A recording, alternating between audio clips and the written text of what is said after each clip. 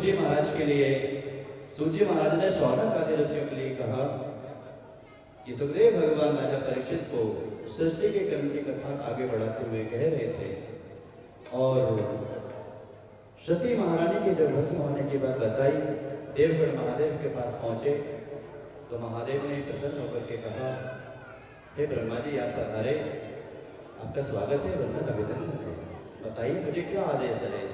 तो कहा कि महाराज दक्ष ने इस प्रकार से आपका अपमान किया, वो अपमान आप थे नहीं अपमान किए हो, लेकिन भगवान वो बात इतनी बड़ी हो जाएगी तो हमको भी पता नहीं था, इसलिए हे प्रभु जो यज्ञ अभी अधूरा पड़ा है उस यज्ञ को आप पूरा कर रहे हैं, आप पधारे, आपका भी उस यज्ञ में स्थान हो, हे नाथ आप पधारिए, उस यज्ञ को आप पूरा कराइए। तो महाराज भगवान पधारे महादेव, और चूंकि प्रधान यजमान तो था ही नहीं, केवल शरीर पड़ा हुआ था, तो महादेव ने कहा कि यजमान जब है ही नहीं, शरीर पड़ा है, तो फिर बिना प्रधान यजमान के पूरा कैसे होगा, तो भगवान आप भी उपाय बताइए। तो भगवान ने कहा चलो ठीक है, जाओ बकरे का मुख ले आओ। तो महाराज बकरे का मुख लेके आए, वो शरीर में जोड़ा गया दक्ष के, और महाराज बम बम बम बम बम बम बोले करके उठ करके खड़े हुए दक्ष, एक तो पूरा हुआ।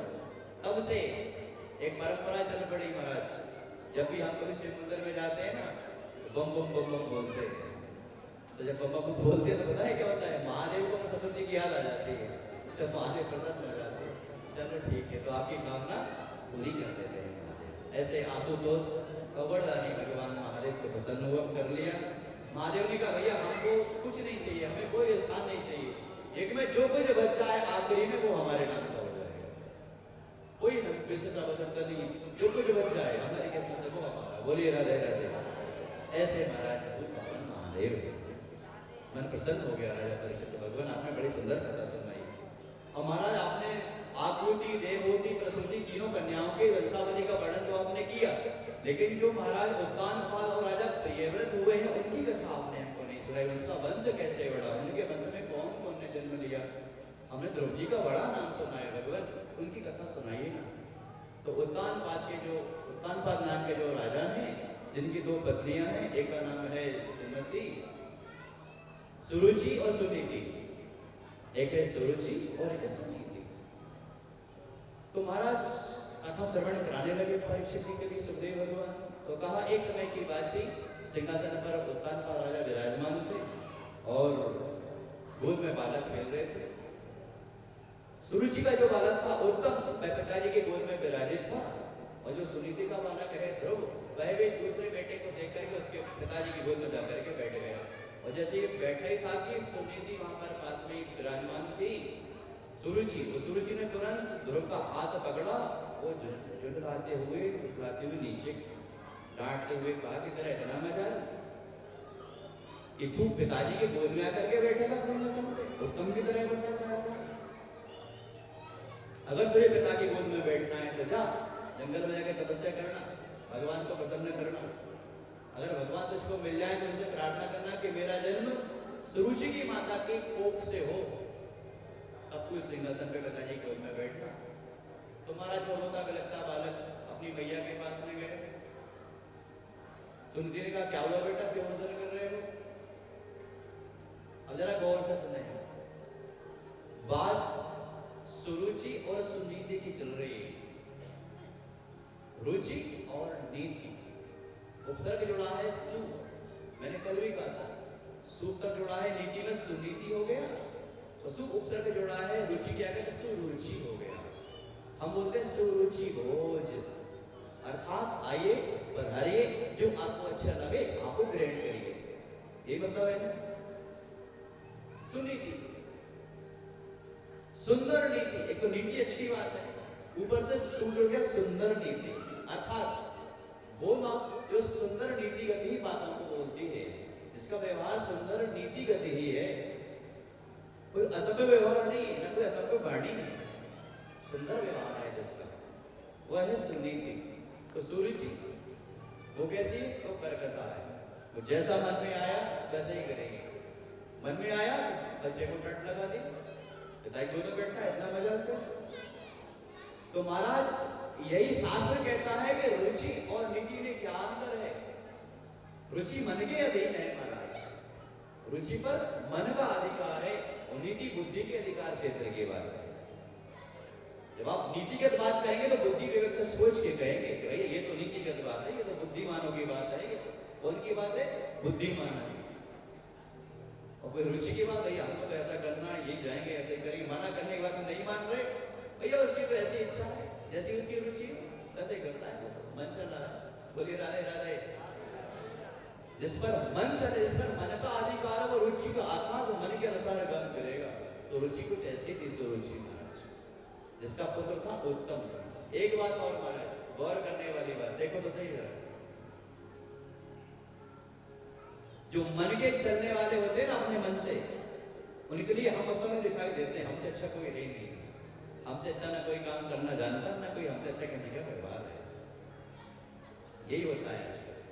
और जो नीति पर चल रहे हैं ना, जो सदव्यवहार वाले हैं, बढ़िया कुशल क्षेम वाले हैं, सुंदर आचरण कर रहे हैं, सत्य पे चल रहे हैं, नीतिगत बातों का ध्यान रखते हैं, वही बेचारे पीछे हैं। वो भी राधे राधे।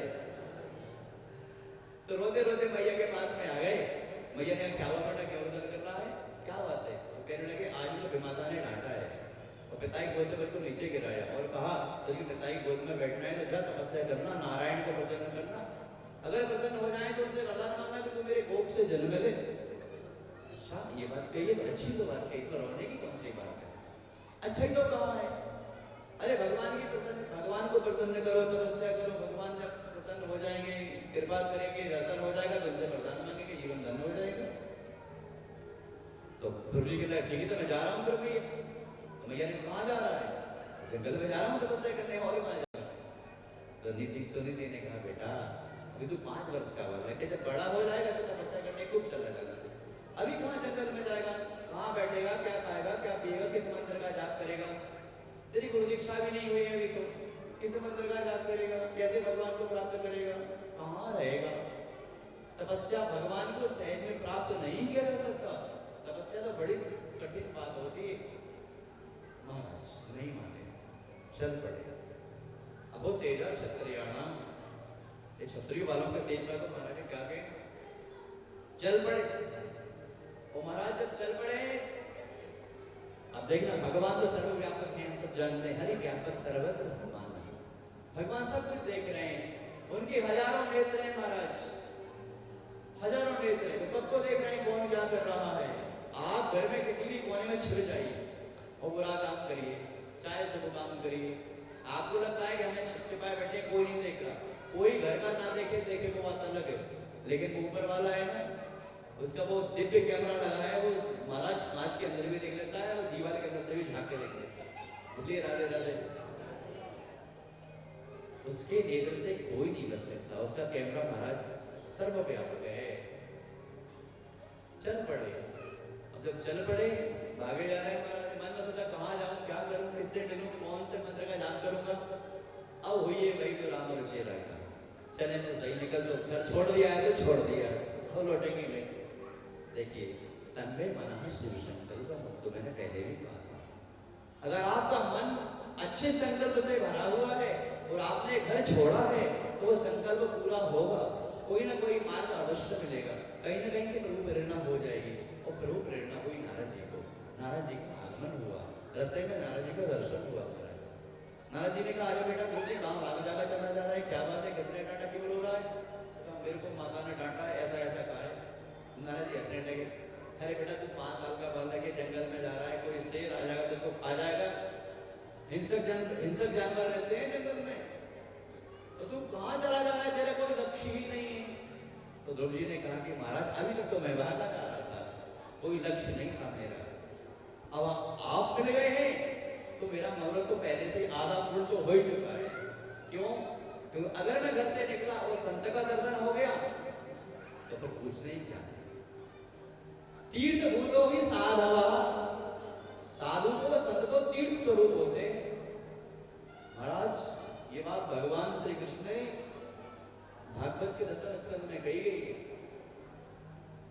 जब अक्रूरी भगवान को लेने पहुंचे, अक्रूरी ने कहा महाराज मैं आपको गोपियों के बीच से लेके जा रहा हूं, आप उनके प्राण प्यारे हैं, कैसे लेके जाऊं?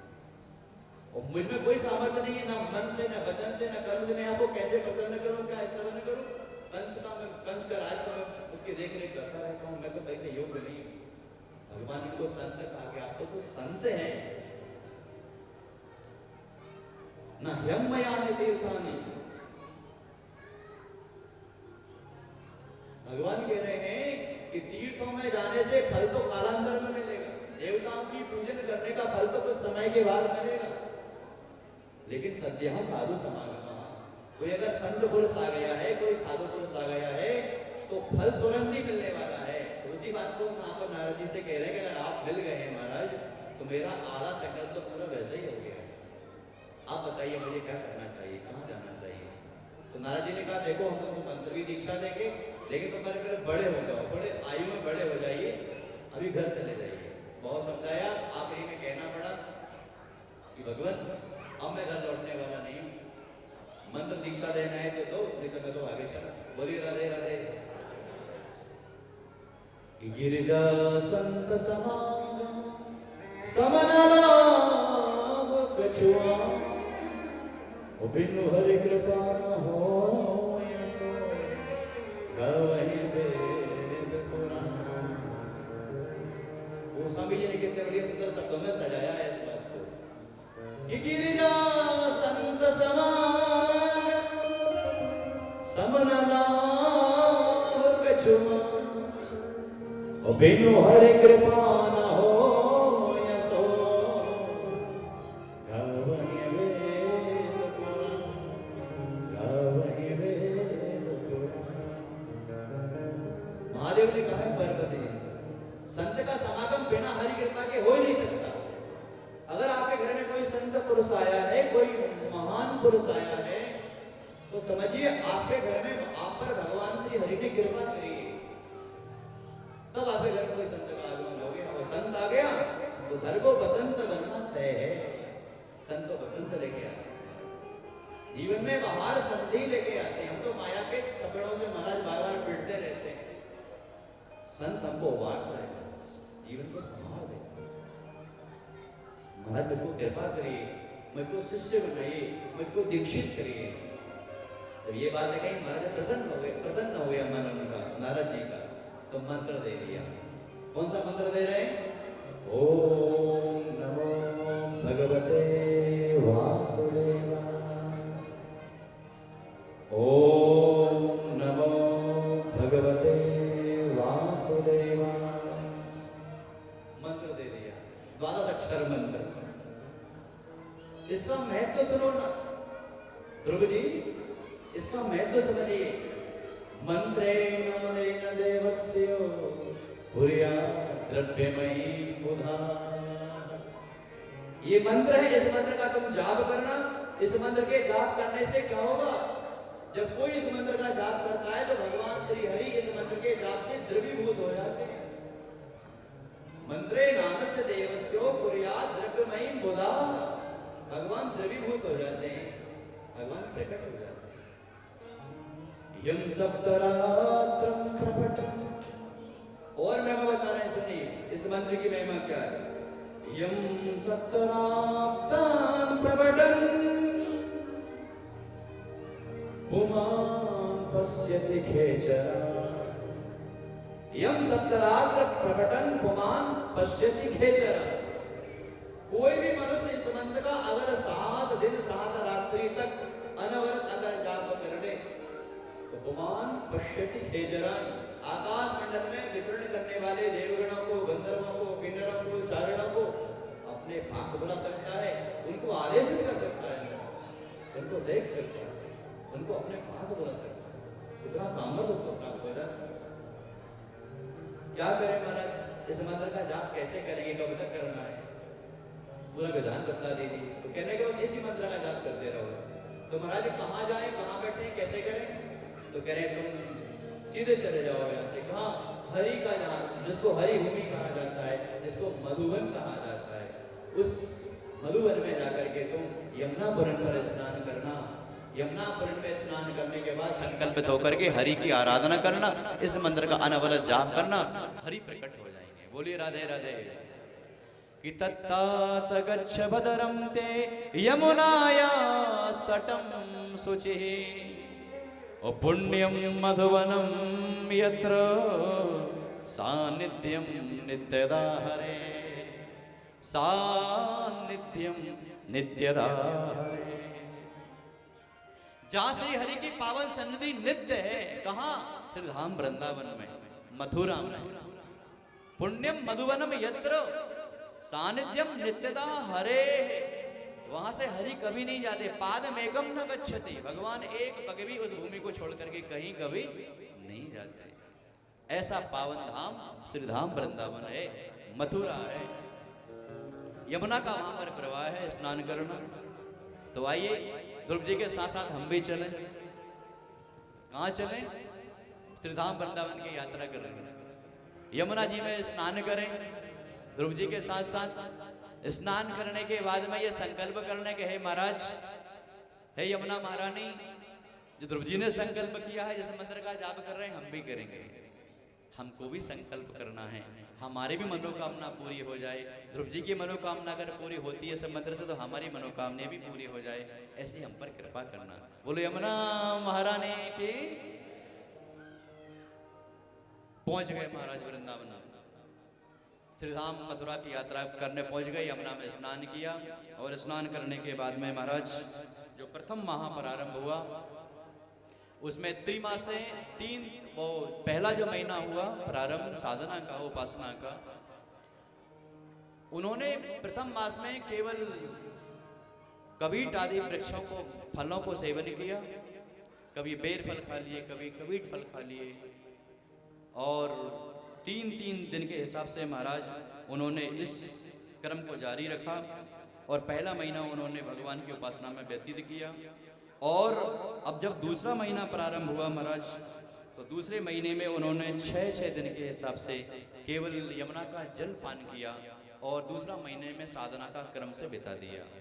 अब जब तीसरा महीना प्रारंभ हुआ महाराज, तो तीसरे महीने में ध्रुव जी महाराज ने 9-9 दिन के हिसाब से केवल कभी तुलसी पत्र का सेवन कर लिया, कभी बेलपत्र का सेवन कर लिया।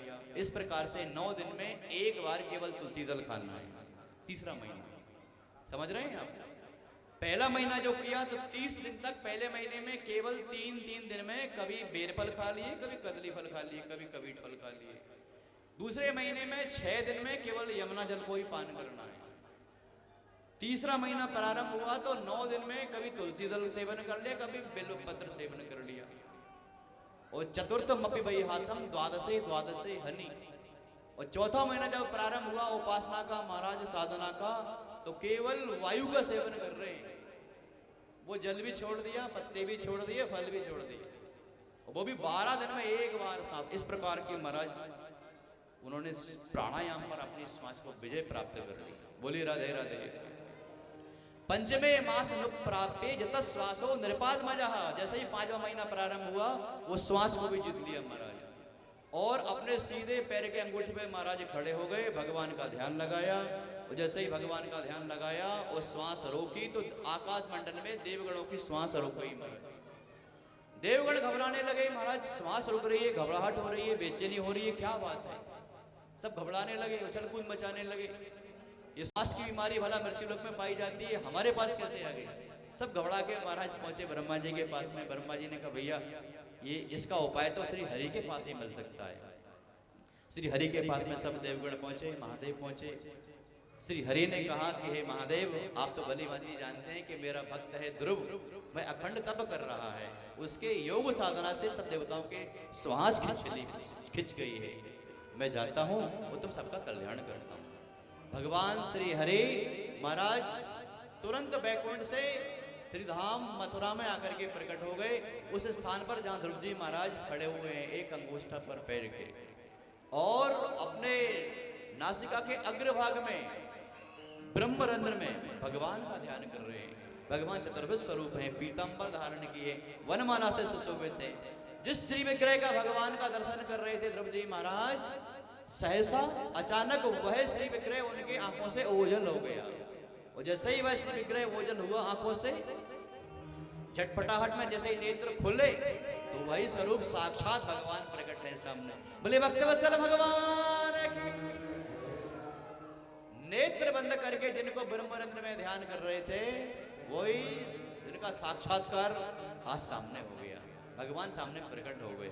भगवान मुस्कुरा रहे हैं, ध्रुव जी महाराज रुदन कर रहे हैं। देखिए अब ध्रुव जी के मुख से कोई शब्द नहीं निकल रहा है, भगवान मुस्कुरा रहे हैं। ध्रुव जी की नेत्रों में, आंखों में आंसू आ गए। भगवान ने कृतांजलिन ब्रह्ममयेन कंबुना पस्पर्शवालम कृपया कपोले। भगवान ने ध्रुव जी के कपोल से शंख को स्पर्श करा दिया, पांचजन्य को। और जैसे ही भगवान ने पांचजन्य को स्पर्श कराया, ध्रुव जी को वेद वेदांत का महाराज ज्ञान हो गया। और ध्रुव जी ने अब तो भगवान की स्तुति कर दी।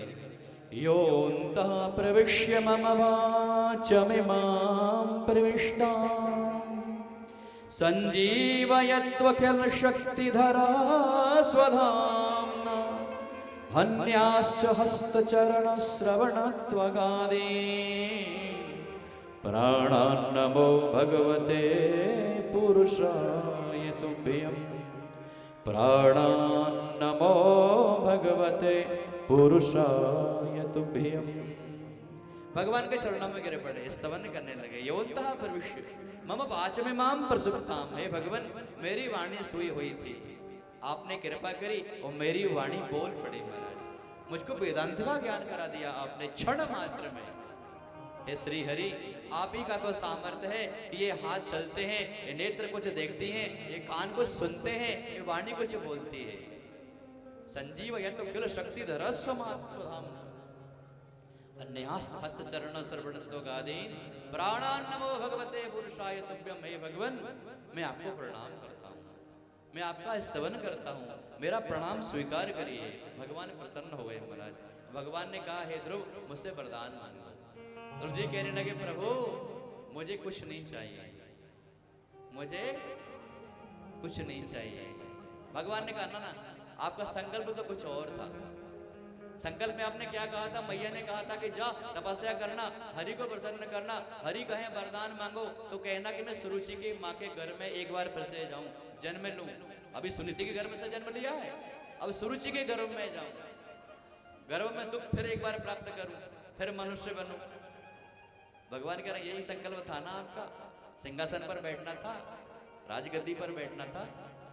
तो ध्रुव जी कह रहे वो तो मेरी नादानी थी। तो भगवान मुस्कुराने लगे, अभी भी तू नादानी है, अभी कहाँ सयाना है, 5 ही वर्ष का तो बालक है। मीठी मीठी वाणी पर भगवान खूब मुस्कुरा रहे हैं और कहने लगे कि ध्रुव तू बड़ा भोला वाला है, तू कुछ नहीं चाहता लेकिन मैं कुछ देना चाहता हूँ। तू 36,000 वर्ष तक इस धराधाम पर खूब भोगकर खूब सुख से रहे, अंत में तू मेरे ही लोग को प्राप्त होगा। और महाराज इतना तक भागवत जी में कहा गया है कि जब अंत समय इनका आया ध्रुव जी महाराज का, तो बताए क्या हुआ। मृत्यु देवता भगवान हाथ जोड़ करके इनसे प्रणाम करके कहती हैं कि मैं काल हूं, मैं मृत्यु हूं, आपका समय पूरा हो गया है और अब आप भगवत धाम के लिए पधार रहे हैं। लेकिन एक काम करिए, विमान भले पास में खड़ा है, धरा पर जो भी आया है बिना मृत्यु के स्वीकार करे वह कोई नहीं गया। इसलिए है ना, मुझ में सामर्थ्य नहीं है कि मैं आपको अपना शिकार बना पाऊं, आपको मैं ग्रास बना पाऊं। इसलिए एक काम करिए, मैं मृत्यु हूं, आप अपना चरण मेरे मस्तक पर रख दीजिए और इस मेरे मस्तक को सीढ़ी बना करके विमान में पदार्पण करिए। तो महाराज वो मृत्यु देवता नीचे झुके, ध्रुव जी महाराज ने मृत्यु के मस्तक पर पैर रखा। मृत्यो हो मूर्धनि पदम दत्वा, भगवत जी में लिखा, मृत्यु हो मूर्धनि पदम दत्वा, मृत्यु को उन्होंने सीढ़ी बना करके पैर रख करके महाराज ध्रुव जी विमान में पदार्पण किया। बोले भक्त वत्सल भगवान जाने लगे महाराज, विमान चलने लगा।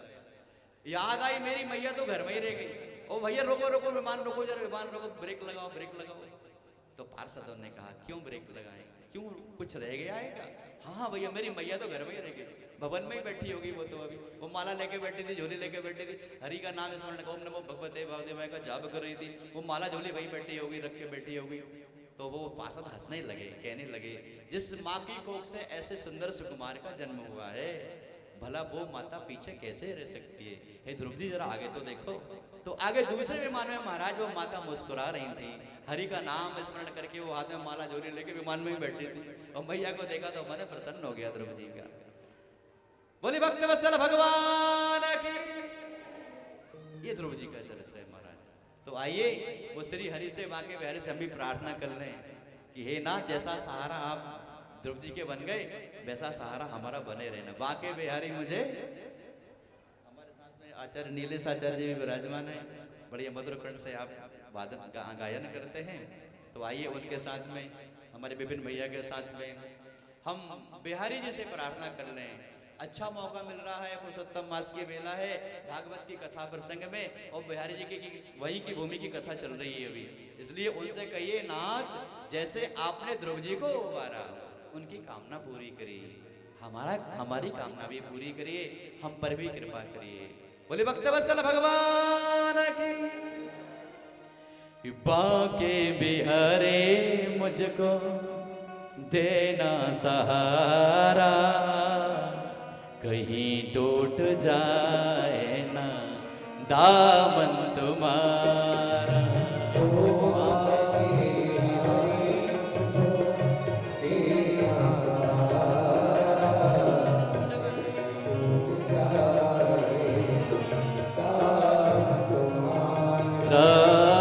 बाके बिहारे मुझको देना सहारा, कहीं टूट जाए ना दामन तुम्हारा।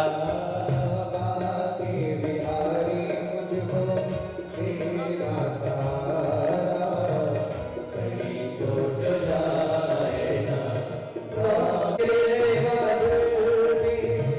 समाये न कोई, लगन वाले पर बुझाए न कोई। तू ही मेरी बेइज्जती है, तू ही है किनारा, तू ही मेरी बेइज्जती है, तू ही है किनारा। कभी छूट जाए ना दामन तुम्हारा।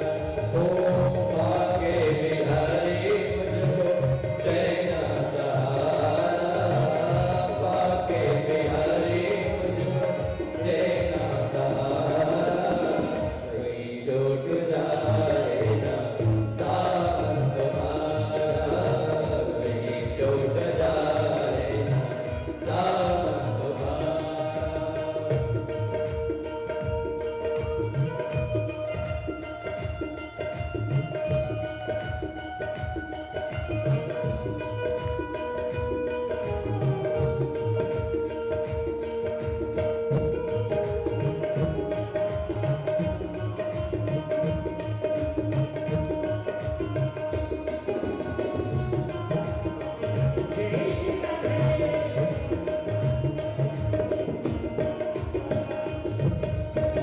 तेरे रास्ते से हटा के है दुनिया, जिस बारों से मुझको भुला के है दुनिया।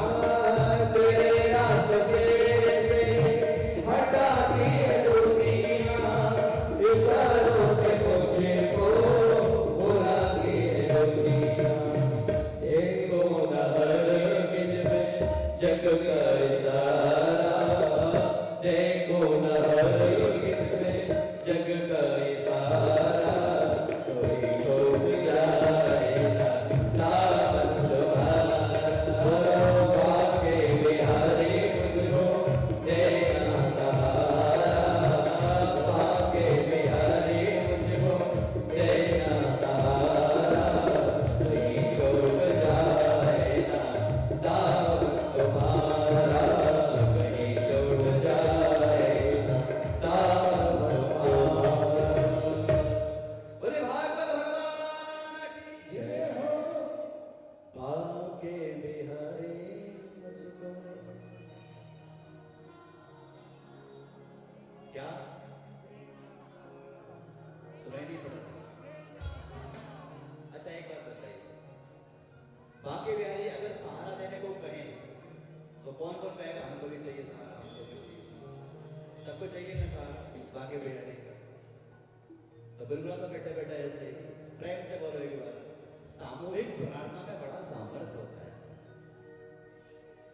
बोलिए मिलके, बाके बिहारी मुझको देना सहारा, बाके बिहारी मुझको देना सहारा, कहीं छूट जाए ना दामन तुम्हारा, कहीं छूट जाए ना दामन तुम्हारा।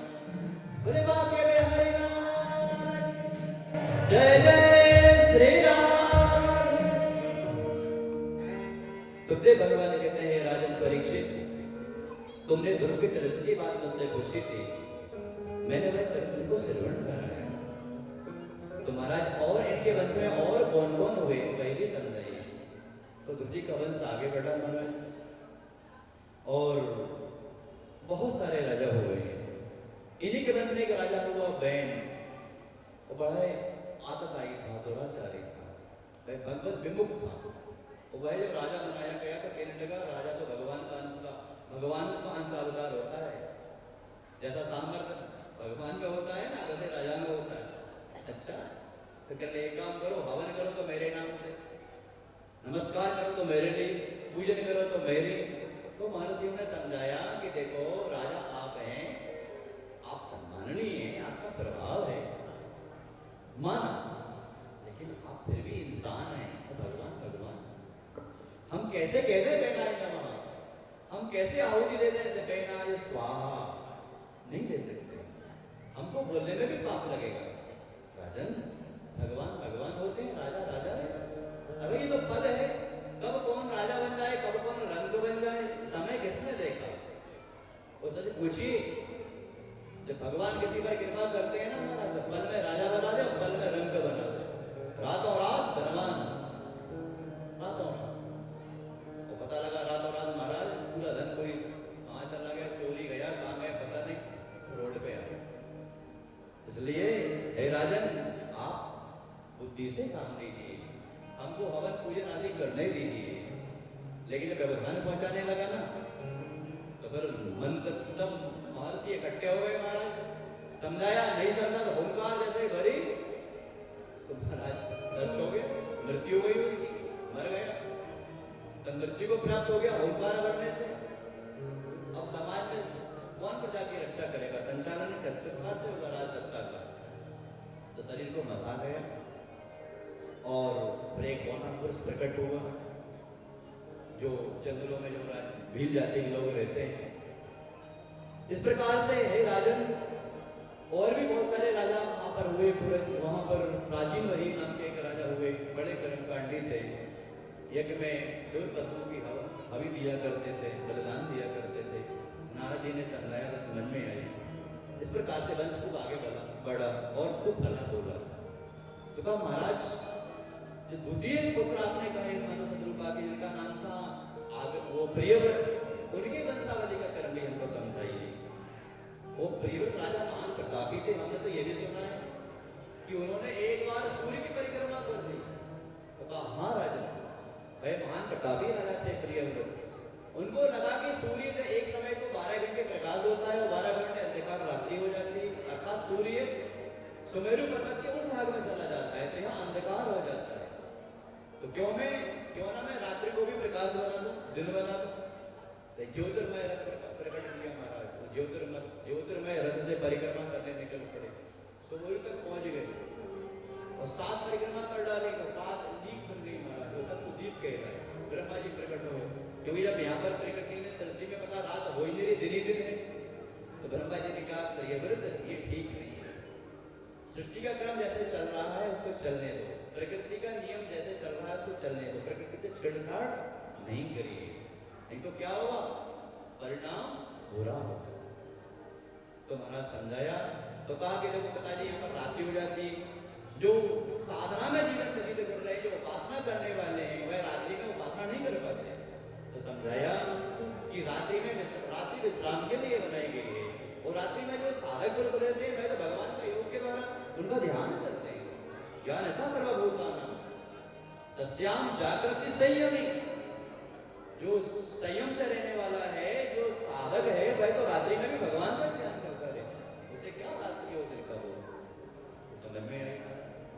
इनके वंश में और आगे कुछ समझाया, आग्नेत्र हुए, और इन्हीं के वंश में महाराज राजा एक नाभि हुए, और नाभि के संतान उनके पुत्र के रूप में ऋषभदेव जी पधारे। और ऋषभदेव भगवान की श्री हरि के अंशावत, और ऋषभदेव जी जब महाराज पधारे तो इतने बड़े तपस्वी थे, इनका जब संचालन किया सत्ता का, उन्होंने धरती पर इनका जब राजा शासन हुआ तो इंद्र से इनको वैमनस्यता हो गई, स्वयं करने का संकल्प किया, गरीबी ली। आखिरकार इंद्र ने इनको पुत्री भी आई दी। इनके भी 100 पुत्र हुए महाराज। उनमें सबसे बड़े थे एक राजा जिनका नाम था भरत, और महाराज इन्होंने एक बार किया, पुत्रों को सभा में बुलाया और उपदेश देने लगे सब देवते। क्या उपदेश दे रहे हैं पुत्रों को?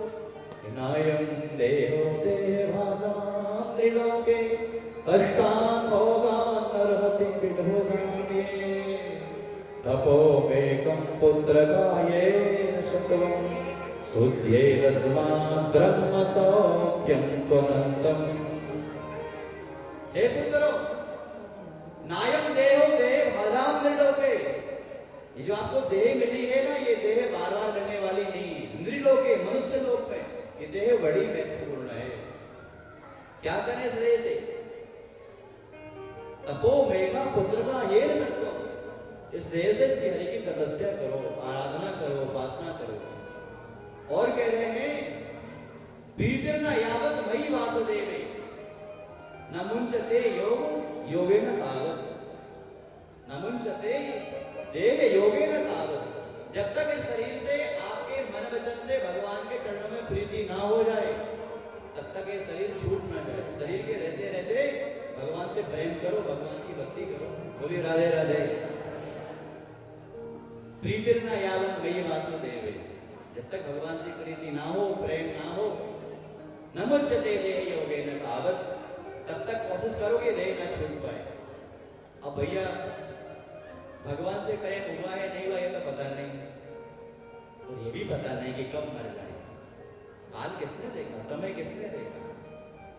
तो इस सूत्र को आप जीवन में धारण कर लीजिए। बात कही जा रही है कि अगर शरीर कोई ठिकाना नहीं है, कब मृत्यु आ जाए। इसलिए कल नहीं और आज भी नहीं, अभी से श्री हरि से कह दो कि हे हरि, हे बांके बिहारी, हे राधा रानी, हम तो आपके हैं, आप हमको स्वीकार करिए, हम तो आपके ही। बोली राधे राधे। तो भगवान स्वीकार कर लेंगे आपके लिए, आपकी शरणागति जब हो जाएगी तो भगवान आपका अपर अनुग्रह करेंगे। बोली भागवत भगवान की। ये बातों का बड़ा प्रभाव पड़ा भरत जी के मन मस्तिष्क के ऊपर महाराज।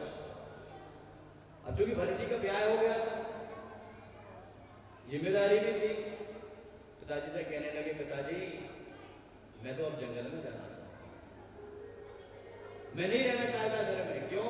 मेरे को तो हरि भक्ति ही प्यारी है। महाराज घर छोड़ दिया और चले गए गंडकी के किनारे नेपाल में, तपस्या करने लगे। महाराज खूब स्नान करते, और भागवत जी में वर्णन आया है कि वहां पर साधना प्रारंभ कर ली, लेकिन एक बार क्या हुआ, गंडकी नदी में स्नान कर रहे थे और वहां पर हिरणों का समूह आया जलपान करने के लिए। उसी बीच सिंह की दहाड़ हुई तो हिरण के साथ तो कूद कूद करके भाग गए, लेकिन एक गरुड़ी वहां पर हिरण थी, उसने जब ये छलांग लगाई तो उसका शिशु जो गर्भ में था, शिशु गर्भ से बाहर आकर के जल में प्रवाहित होने लगा। उसी बीच इन्होंने देखा कि शिशु बालक गर्भ का बह रहा है जल में, उसको पकड़ लिया, और जब वो जल के बाहर लेकर के आए, पता लगा वो हिरण भी वहां से चली गई।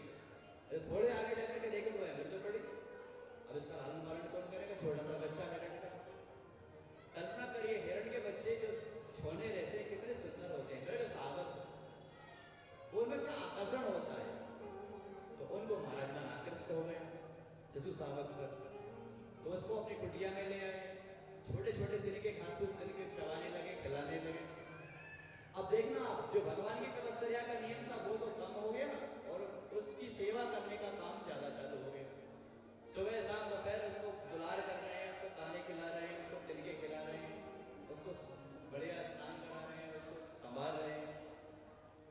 धीरे धीरे समय आगे बढ़ा। एक समय की बात है, शिशु महाराज जंगल में गया, वो गया से फिर गया ही गया, तो लौट के नहीं आया। उसके बिछोहे में महाराज इतने चिंतित हो गए कि उसकी चिंता करते करते देह त्याग दी। और जब मरे तो फिर वही हिरण ही बने महाराज। बोली राधे राधे। अंते या मति सागति, अंत में आपके प्राण जब शरीर से निकलेंगे, जिसका चिंतन करते हुए आप जाएंगे वही बनेंगे। तो हिरण के बच्चे में मन था तो हिरण ही बन गए, लेकिन पूर्व संस्कार थे वो नष्ट नहीं हुए। उन्हें बोध हुआ कि मैं आया था घर से तपस्या करने के लिए, और मैं इस मृग शावक के चक्कर में आकर के ये मृग बन के तैयार हो गए, अब क्या करूं। लेकिन बोध था पूर्व संस्कारों में।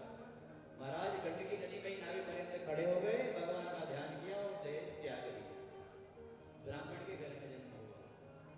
पिताजी मंत्र पढ़ाते हैं, गायत्री मंत्र बार बार उच्चारण करा रहे हैं, लेकिन उच्चारण अशुद्ध कर रहे हैं। पिताजी कह रहे हैं ये कैसा बालक जन्मा है, 2 अक्षर शुद्ध नहीं पढ़ पा रहा, ये कैसे वेद पढ़ेगा, ये कर्मकांड कैसे करेगा, ये कर्मकांड कैसे बनाएगा। और जो भाई है वो चढ़ने लगे उससे, वो कर्मकांड करने जाते हैं, मंत्र पूजा करने जाते हैं, ये कहीं नहीं जाते, उनको चाहता नहीं है बैठे बैठे खाना। समय आगे बढ़ा, वो पिताजी शांत हो गए। भाइयों ने उसको खेतों पर रखवाली के लिए भेजा देते कि जाओ खेतों पर रखवाली करो फसलों की। समय आगे बढ़ा, पता लगा कि खेतों की फसलों की रखवाली के बजाय उनको उजड़वाने के लिए भेजाते हैं। समय जब हुआ कि फसल पक गई होगी, चलो काटने के लिए मजदूर लेके चलते हैं। तो महाराज जब मजदूर लेके गए कटाई करने के लिए फसल की, पता लगा फसल तो पूरी उजड़ी पड़ी। और इसको पूछा भैया तू क्या करता था यहाँ पे, ये तो भगवान की, हर जगह इनको भगवान दिखाई दे देते हैं। हर जगह भगवान की सत्ता। पशु पक्षियों को बुला बुला करके फसल पूरी इन्होंने खिला डाली, पूरी फल नष्ट करवा दी, खूब डांटा पीटा। सुखदेव भगवान कहते हैं राजन परीक्षित घर से बाहर निकाल दिया। कोई अधो जाति का कोई एक सरदार था दस्यु, यानी कि पुत्र प्राप्ति के लिए उन्होंने किसी ने बताया हो कि नर बलि करिए भद्रकाली में, आपको संतान प्राप्ति हो जाएगी। तो महाराज उन्होंने ऐसे कोई नर बलि के कोई मनुष्य मिले, ढूंढने के लिए दूतों को भेजाया तो ये मिल गए महाराज। ऐसे पूछा कि महाराज कहाँ रहते हो, क्या करते हो, कोई उत्तर सही से नहीं, लगा पागल है, इसी की बलि करवा देंगे। ले गए महाराज, स्नान कराया, चंदन लगवाया, सुंदर वस्त्राभूषण पहनवाए और रथ में बिठाया। पूरे नगर में उनकी शोभा यात्रा निकाली गई। क्यों? इनका नर बलि की जाएगी भद्रकाली के चरणों।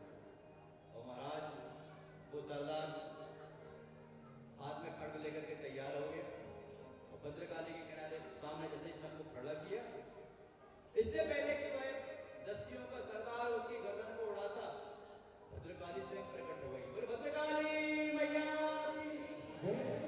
खड्ग छुड़ा करके महाराज जितने सारे वहां पर खड़े सबकी गर्दन उतार ली, वो सबकी माला बना करके कंठ में धारण कर ली। मुस्कुराने लगे, भगवान भगवती के चरणों में गिर पड़े, कहा हे माँ आपकी बड़ी कृपा, लेकिन इनके लिए आपने क्यों मृत्यु दंड दिया, जैसी आपकी इच्छा।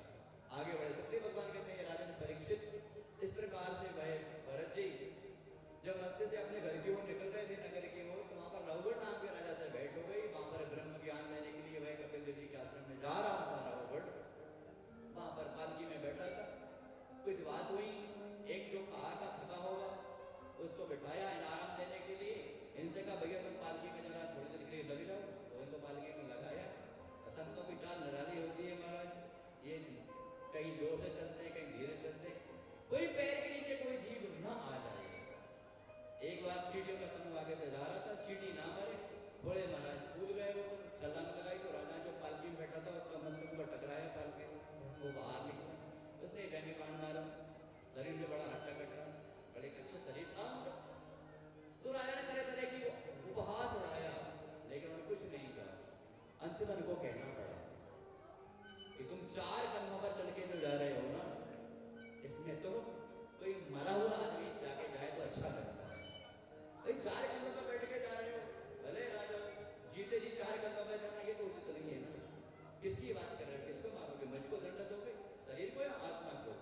वो सारी बातें ब्रह्म ज्ञान दिया, रघुवर चरणों में गिर पड़ा। भगवान आपकी वाणी से लगता है आप कोई संत हैं, कोई आप विप्रदेव है, कोई आप ब्रह्म कुल के सुंदर पुत्र हैं, मैंने आपका अपमान किया है महाराज, कुछ क्षमा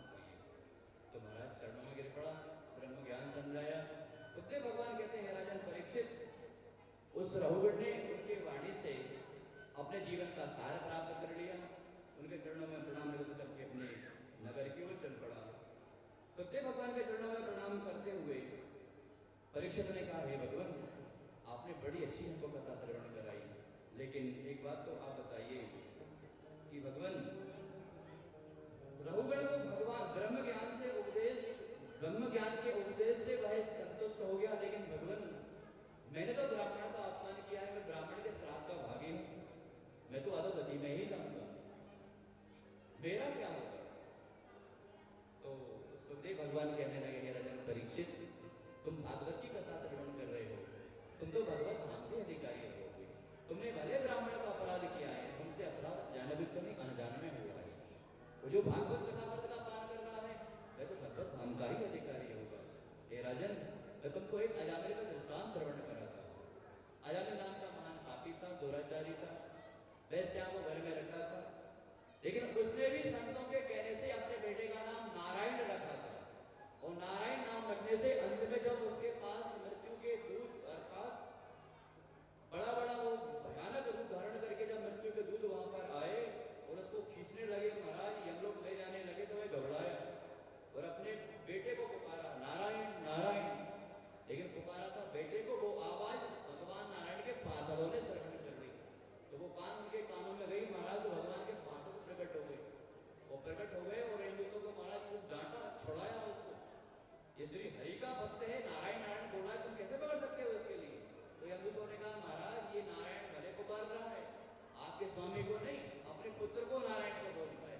तो उन्होंने कहा, भैया ये नारायण तो पहले तो हमारे श्री हरि थे ना, भाई नाम किसका रखोगे? पहले किसी का नाम रखा जा चुका है ना, हरि तो पहले से ही है, नाम तो कोई भी रखता है बेटे, कोई घनश्याम, कोई मोहन, कोई नारायण, कोई राम नारायण, कोई हरि नारायण, तो भले अपने बेटे को पुकार रहा है, लेकिन है तो हमारे स्वामी का नाम हरे हरति पापानी दुष्ट चित्तई रविस करता। कोई कितना ही बड़ा पापी हो, अगर उसने अंत समय में हरि का नाम लिया है तो हरे हरति पापानी, हरि सारे पापों का हरण कर लेते हैं, दुष्ट चित्तई रविस करता। कोई कितना ही बड़ा पापी भाई दुष्ट प्रवृत्ति का क्यों ना हो, वह तो सिर्फ वैकुंठ का अधिकारी होगा। अनिच्छया भी संस्कृष्टो तदेव ही पावकः। जिस प्रकार अग्नि में आपने हाथ चला दिया, हाथ अग्नि में चला गया, जलना तय है। अब चाहे आपने हाथ जानबूझ के अग्नि में डाला हो, चाहे वो अनजाने में चला गया हो, भाई अग्नि को छुओगे तो हाथ जलेगा ना। अब अग्नि को चाहे आप जानबूझ के छूइए, चाहे आप अनजाने से छू लीजिए, हाथ का जलना तय। इसलिए भगवान का नाम चाहे आप जानबूझ के लो, चाहे अनजाने में लो, चाहे मन से लो, चाहे बेमन से लो, नाम तो आपका कल्याण करेगा। बोलिए राधे राधे। करेगा कि नहीं करेगा? इसलिए क्या करें, आइए जरा भगवान नाम का हम भी सहारा ले लें और बस सीधे चलते हैं श्री कृष्ण जन्म की ओर। आगे की जो कथाएं हैं वो सूक्ष्म रूप में होंगी समास विधि में। आइए 2 मिनट में भगवान नाम का सहारा ले लें, क्योंकि नाम की महत्ता चल रही है और भगवान केवल कलिकाल में नाम से ही प्राप्त होते हैं। महाराज भगवान कलिकाल में केवल नाम से ही प्राप्त होते हैं, इसलिए भगवान को पुकारिए। क्या बोलिए? जरा तारों से तारे मिला के, जरा मोहन को मन में बिठा के, शब्द पर ध्यान देना। जरा तारों से तारे मिला के, जरा मोहन को मन में बिठा के, क्या होगा? क्या होगा? जरा तारों से तारे मिला के, जरा मोहन को मन में बसा के, प्रभु खिंचे हुए बंधे हुए चले आएंगे, प्रभु खिंचे हुए बंधे हुए चले आएंगे, प्रभु खिंचे हुए बंधे हुए चले आएंगे, प्रभु खिंचे हुए बंधे हुए चले आएंगे। जरा तारों से तारे मिला के, जरा तारों से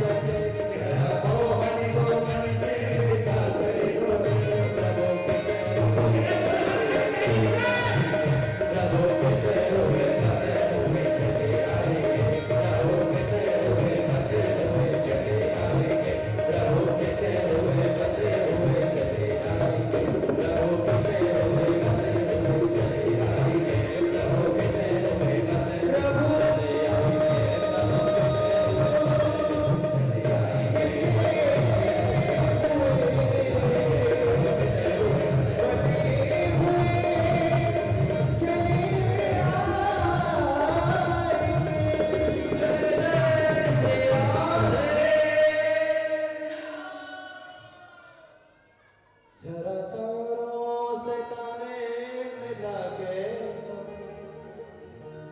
जरा मोहन को मन में बिठा के ओ प्रभु खिंचे बंधे हुए चले आए।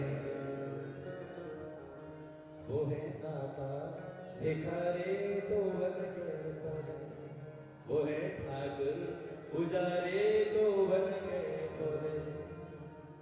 उनके दर से नहीं कोई खाली गया, उनके दर से नहीं कोई खाली गया। उनके दर पे तू झोली फैला के ओ प्रभु खिंचे हुए बंधे हुए चले आए। ओ प्रभु खिंचे हुए बंधे चले आएंगे, प्रभु खिंचे बंधे हुए चले आएंगे, प्रभु खिंचे बंधे हुए चले आएंगे। इसलिए हमने भाव को गवाया है क्योंकि प्रहलाद जी आने वाले हैं और प्रहलाद जी को भगवान ने कष्ट में देखा, बार बार मारने की चेष्टा कर रहा है, बार बार। तो महाराज भगवान खिंचे खिंचाए चले आए, भगवान भागते चले आए। इसलिए हमने थोड़ी भूमिका बनाई है प्रहलाद के चरित्र की। बोलिए राधे राधे। तो भैया संसार में कुछ नहीं है, अगर सार है तो हरि भजन है, हरि को पुकारो। अच्छा आप तो अनुभव की बात समझते हैं ना, किस किस के दर पे जाओगे? समय पड़ता है महाराज सब झोली खाली लेके लौटते हैं। हम आस लेके जाएंगे हमको यहाँ से हमारा सहारा नहीं, कुछ व्यवस्था हो सकती है महाराज। संकट के समय में सब जगह से हमको झोली खाली लौटानी पड़ती है और संकट में अगर कोई झोली भरने वाला होता है तो वह तो केवल एक ही है महाराज, जो यहाँ विराजमान है। इसलिए संसारियों के पास में झोली लेके मत जाओ, अगर झोली खाली लेके जाना है तो इनके पास यहाँ झोली खाली रहेगी ना कुछ जरूर मिलेगा। और ठाकुर इस पर कृपा कर रहे हैं महाराज, तो वो झोली में इतना भर देते हैं कि वो झोली इतनी बोझिल हो जाती है कि आप उठा के घर तक लेके नहीं पाते। बोलिए राधे राधे। 36,000 वर्ष तक का वरदान दे दिया था महाराज। इसलिए हम कितना मांगेंगे, हम उनसे कितना मांगेंगे, हमारा कितना सामर्थ्य। हम जितना मांगेंगे ना उससे पूछिए ना, बिना मांगे वो इतना दे देगा कि आप जीवन भर कहेंगे भगवान खत्म कैसे करें, तो कैसे खत्म करें। भगवान करुणामय है महाराज। बोलिए राधे राधे, प्रेम से बोलिए राधे राधे। बस कृष्ण जन्म की ओर ही हम चल रहे हैं, हमारा ध्यान वहीं पर है। 6:15 बज चुके हैं।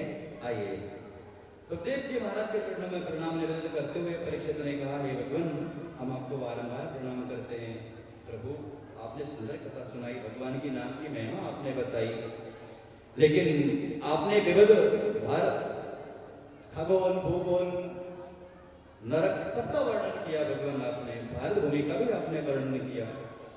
भगवान हमको एक बात तो बताइए, आप ये वृत्तासुर कौन था, इसका जरा हमको विस्तार से वर्णन करके बताइए। तो कहा एक बार इंद्र के द्वारा देवगुरु का अपमान हुआ था, तो देवगुरु का अपमान हुआ इंद्र के द्वारा, तो देव गुरु बृहस्पति ने वो अपना आसन सिंहासन छोड़ दिया, विष्णु को गुरु बना लिया।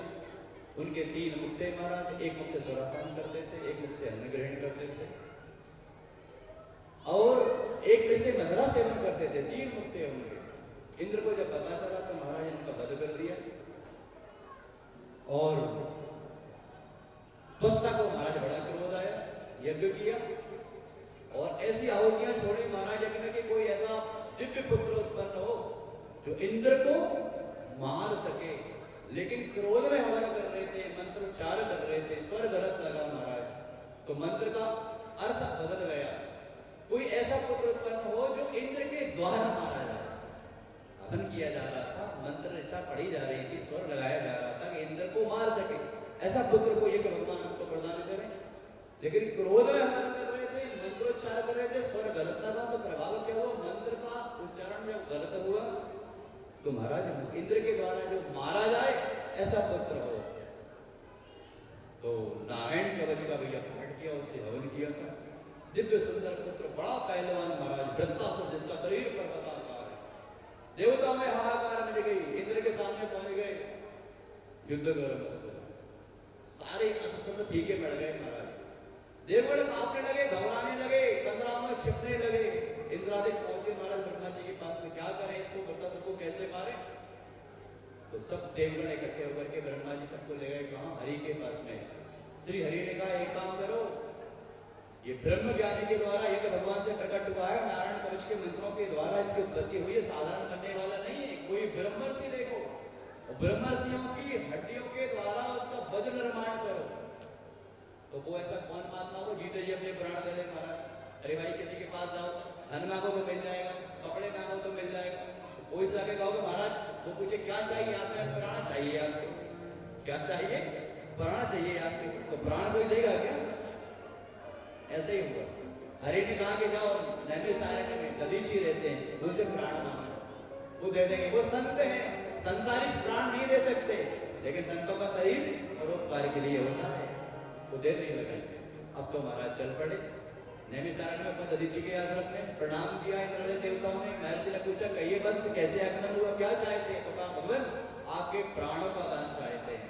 दधीची ने कहा ठीक है, अगर हरि की ऐसी इच्छा है तो ले लो। भगवान का ध्यान किया, शरीर छूटा, उनके अस्थियों से वज्र बनाया गया।